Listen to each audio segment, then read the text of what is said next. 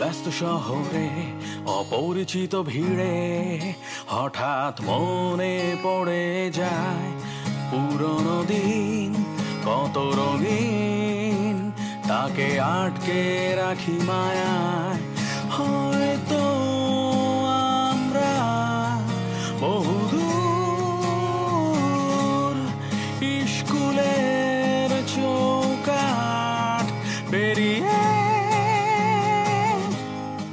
এখনো একই মানুষ, এখনো বন্ধু। বন্ধুরা ফিরে আয়, শৈশব কৈশোরে ঠিকানায়, আর একটা দিন কাটুক না হোক সব ভুলে। আয় আয় বন্ধুরা ফিরে আয়, সবুজ মাঠে সোনালি ছায়ায়, হাসবো মোরা প্রাণ খুলে সবাই মিলে।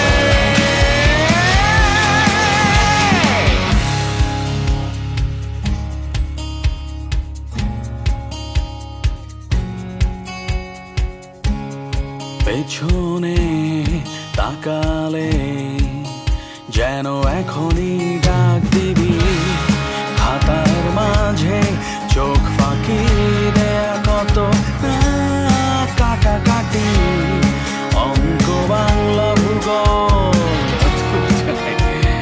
কিছু মনে নাই, শুধু মনে আছে খোলা হাসি আর গান। এখনো একই মানুষ, এখনো বন্ধু। বন্ধুরা ফিরে আয়, শৈশব কৈশোরে ঠিকানায়, আর একটা দিন কাটুক না হয় সব ভুলে। আয় আয় বন্ধুরা ফিরে আয়, সবুজ মাঠে সোনালি ছায়ায়, হাসবো মোরা প্রাণ খুলে সবাই মিলে।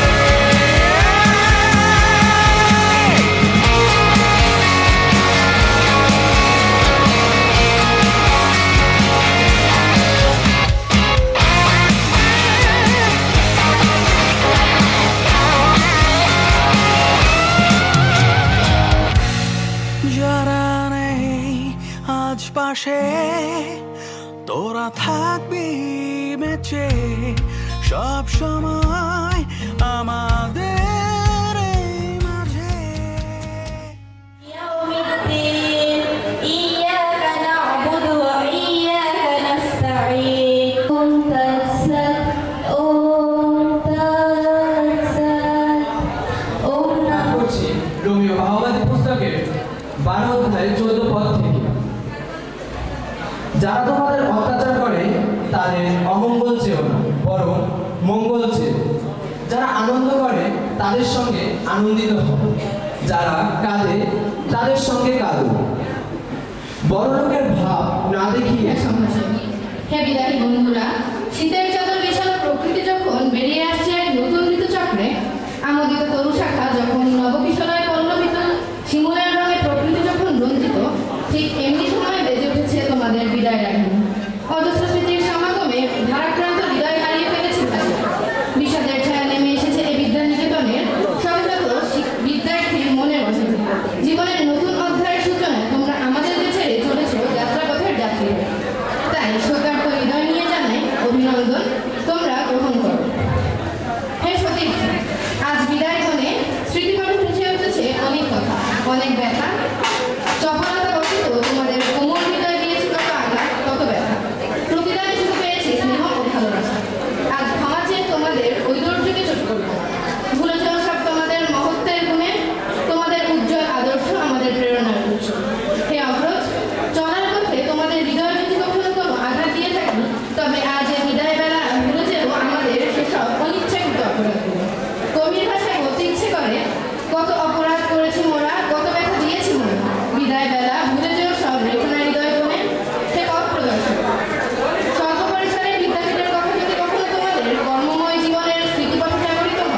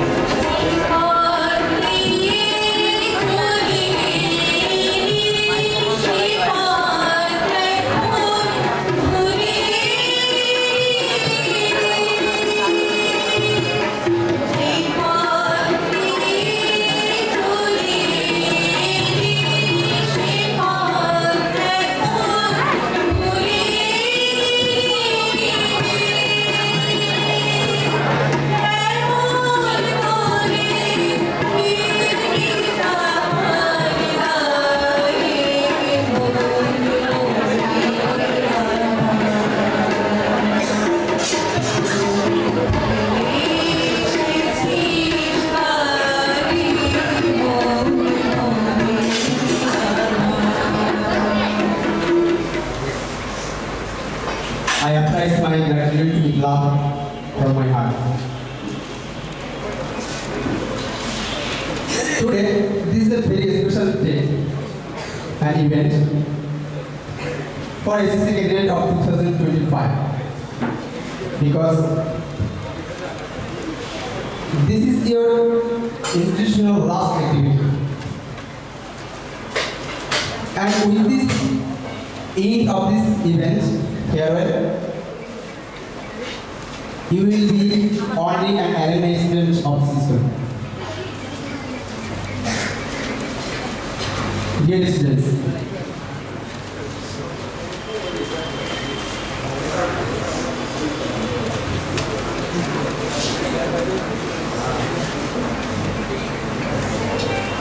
my dear students, just remember, with the complete of your educational life from different institutions at a time, you must be sure that your most memorable days, your most memorable moments will be centered around this school.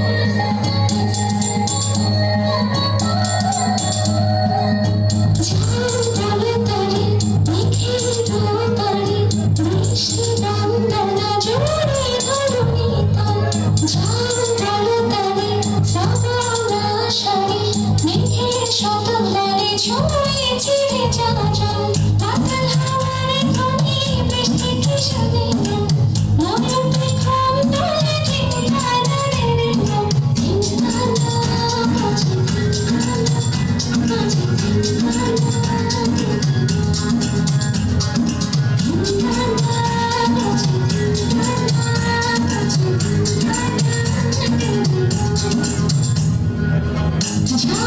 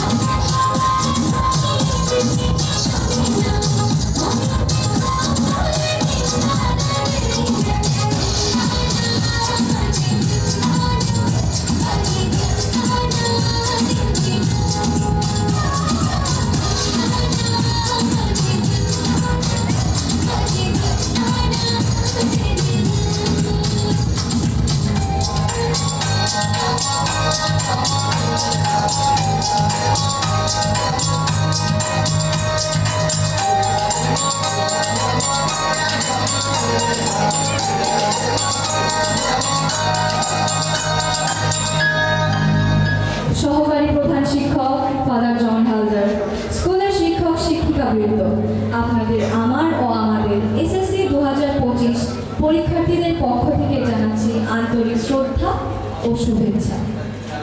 পাশাপাশি এখানে উপস্থিত আমাদের অনুপ ছাত্রছাত্রীদের জানাই শুভেচ্ছা ও ভালোবাসা। ফাল্গুনের এই সুন্দর মধ্যাহ্নে আজ আমরা একত্রিত হতে পেরেছি, এজন্য আমাদের পরম সৃষ্টিকর্তাকে জানাই কৃতজ্ঞতা ও ধন্যবাদ। বিভিন্ন ধরনের সমস্যা, জটিলতা কিংবা কোনো দুর্ঘটনা ঘটলেও ঘটতে পারত, কিন্তু মহান সৃষ্টিকর্তা এসব থেকে আমাদের রক্ষা করেছেন। ধন্য হোক তার নাম।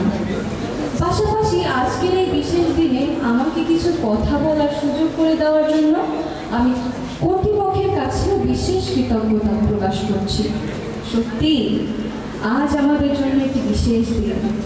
একদিকে যেমন আমাদের আজ আনন্দ উল্লাস কাজ করছে, অপরদিকে একটা চাপা কষ্ট বেদনা অনুভূতি হচ্ছে।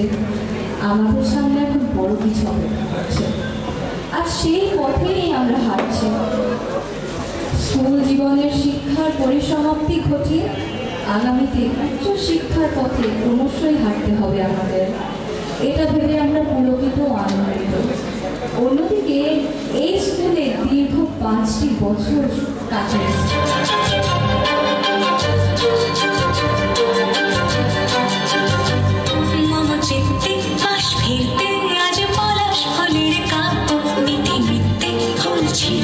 শুধু তোমার কথাই ভাববো, আজ হাওয়া বেপরোয়া দিল সন্ধে পথের ঝাঁপ। এই দিকে আর বিলকুল হৃদ মাঝারে থাক, ওই ফুলের আগুন লাগলো লাগলো নীল দিগন্তে। বসন্তে সৌরভের শিখা জাগলো, বসন্তে নীল দিগন্তে।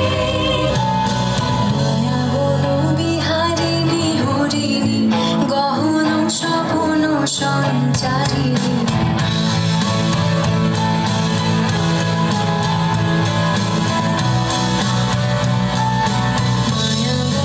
বিহারিণী হরিণী গহন স্বপ্ন সঞ্চারিণী। কেন তারে ধরিবারে হরিপন অকারণ মায়া বন বিহারিণী।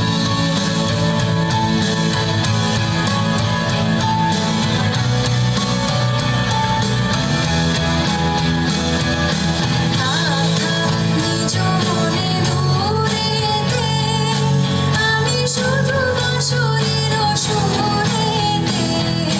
থাক নিজ মনে দূরেতে আমি শুধু বাঁশরীর সুরেতে। পরশ করিব ওর কারণ অকারণ মায়া বন বিহারিণী। হচ্ছে মনে এই 10 দিন স্কুলে আমি এলাম, প্রথম ক্লাসরুম নতুন ইউনিফর্ম, কত না খুশি ছিলাম। স্যারদের বকা ঝকা ম্যামেদের শাসন, বেপরোয়া মন ছিল মানেনি তো কারণ। আজ বড় মিস করি তাদের আচরণ, ফিরে পেতে চাই সব আবার প্রথম বিদায়। স্কুল বিদায়, আজ তোমায় বিদায়, ছেড়ে যাচ্ছি আজ তোমায় দিগন্তের ঠিকানায়। বিদায় স্কুল বিদায়, আজ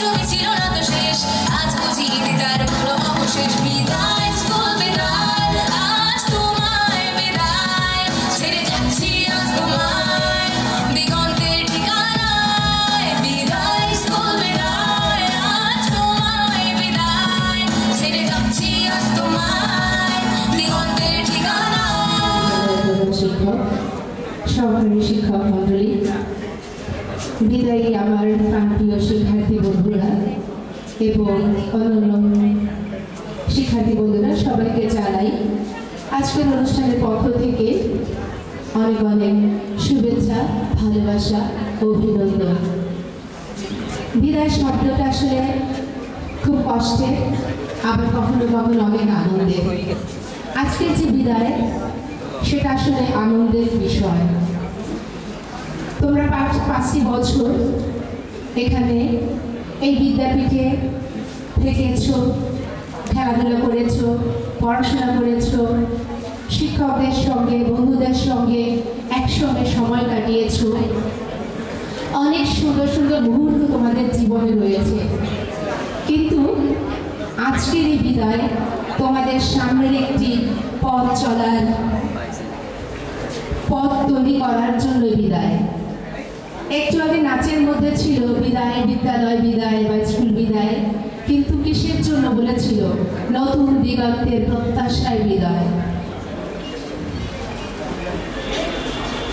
আজকে আসলে আমাকে কথা বলতে দেওয়ার জন্য আমি কৃতজ্ঞতা স্বীকার করি যে আমি আজকের এই দিনে তোমাদেরকে কিছু বলার সুযোগ পেয়েছি।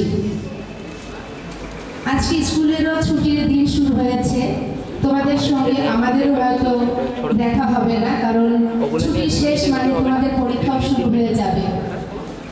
তো বিদায়ের পাশাপাশি আমি তোমাদের কিছু কথাও বলতে চাই। আজকের দিনে তোমরা পরীক্ষা দিবে।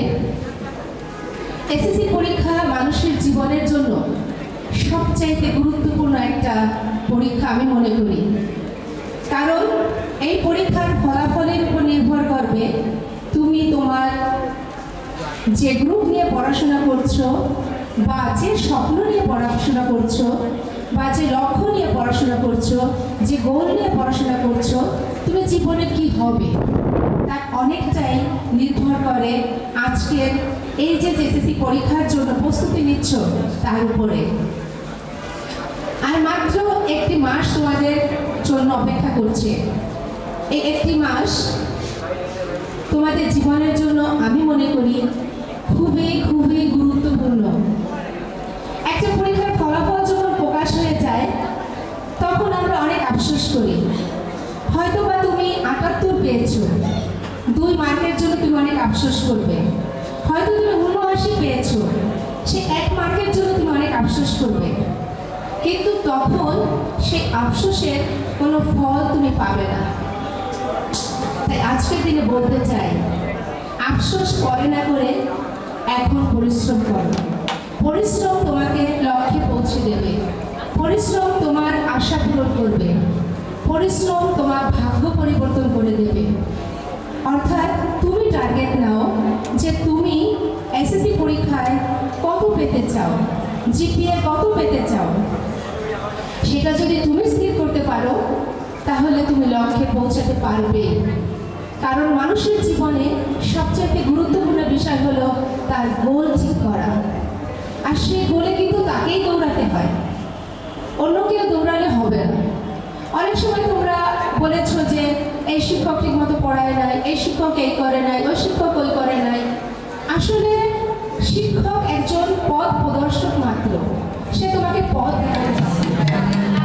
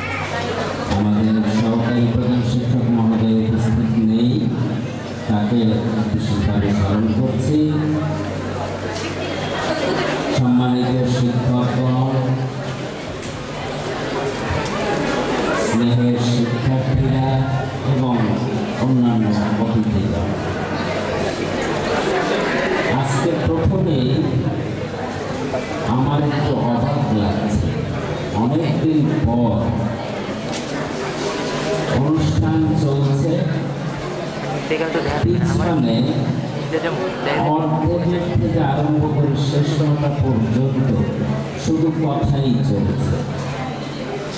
তাহলে কি অনুষ্ঠান দুটি হচ্ছে? অনুষ্ঠান কি দুটি হচ্ছে? পিছনে যারা, তোমরা কি শুনতে পাচ্ছ? তোমাদের লজ্জা থাকা উচিত ছিল।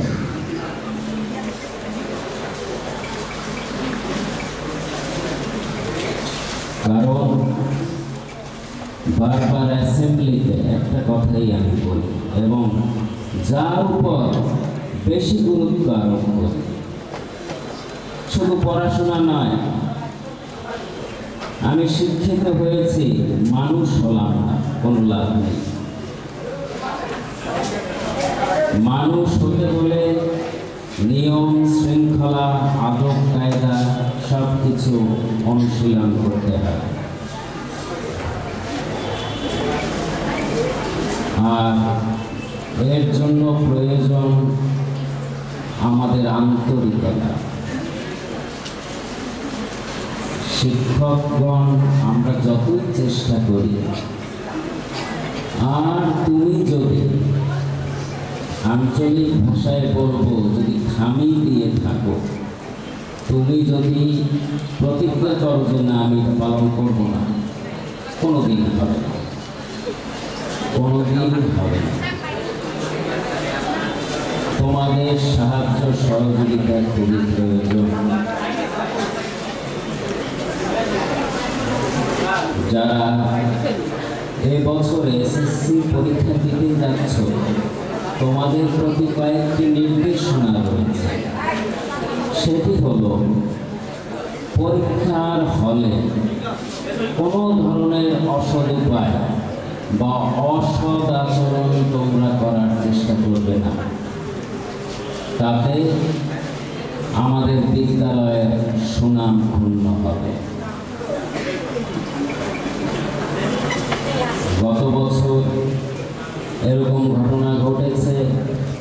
তার আগের বছর জিলা স্কুলে সিসি ক্যামেরা ঘুরিয়ে রেখেছে, এই কমপ্লেন পেয়েছি।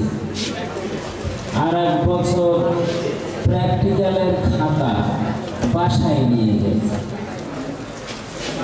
এই 3 বছরে 3 ঘটনা ঘটেছে। পরে বিপুল স্যার উদ্ধার করেছে প্র্যাকটিক্যালের খাতা। এটা কেন হবে? আমরা তো তোমাদের এই শিক্ষা দেইনি, তোমাদের শিক্ষা দিয়েছি।